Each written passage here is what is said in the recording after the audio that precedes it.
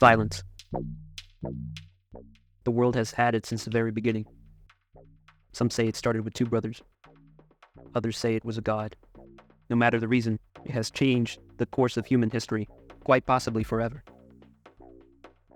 World War I brought a whole new scale of violence the world had never seen, with technological advancements in weaponry making killing more efficient and less personal. The roar of artillery and the rattle of machine guns marked the industrialization of death, forever changing the face of combat. Millions of lives were lost in the muddy, blood-soaked fields of Europe, and more were lost in the cold Eastern Front. World War I used to be called the war to end all wars, yet it did not. Instead, it sowed the seeds for another conflict, World War II.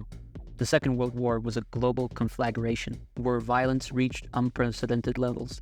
The Holocaust, a systematic genocide, displayed humanity's capacity for unimaginable cruelty.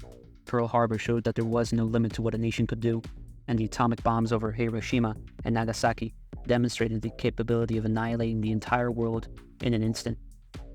After World War II, the world wondered if violence could get any worse. But then it did. The 20th century saw a rise in organized crime. The struggle for civil rights in America, marked by violent clashes and assassinations, showed that the fight for equality often came at a bloody cost. The 21st century is currently no different. Violence permeates our entertainment as well. Films, television, and video games often glorify it, reflecting and sometimes shaping societal norms. Titles like Call of Duty push the boundaries of interactive media, questioning the impact of simulated violence on real-world behavior.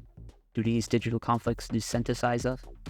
Or do they serve as an outlet, a way to process and confront our primal instincts in a controlled environment?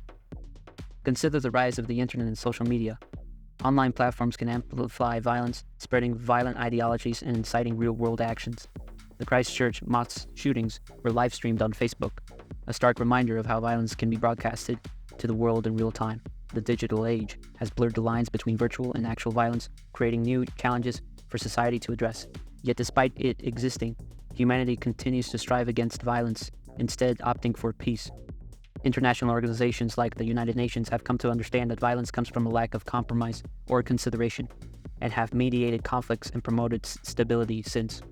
Grassroots movements advocate for nonviolence and social justice, inspired by figures like Gandhi and Martin Luther King.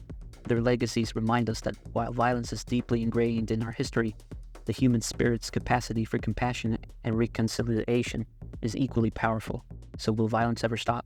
Perhaps in understanding it better, we can find ways to mitigate its impact, at least most of the time.